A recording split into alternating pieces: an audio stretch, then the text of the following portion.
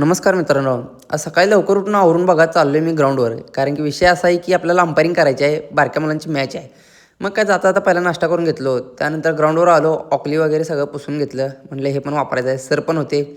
पोरं आवरालतीत बघा. मी जायच्या अगोदर टॉस झालता. पॅड बांधालता. आला बघा. हे एक बॅट्समन आला बघा. टॉपचा बॅट्समन आहे. एक नंबर बॅटिंग करतोय. पुढं बॅटिंग बघा. पहिलाच बॉल मुंडक्यावर काढला आणि दुसरा बॉल आउट झाला बघा. दिवसभर अंपायरिंग करून मित्राच्या संध्याकाळी व्हॉलीबॉलच्या मॅचेस होत्या. मग काय ते पण बघूया म्हटलं. चला दाखवूया. पुढचा गेम बघा तुम्ही.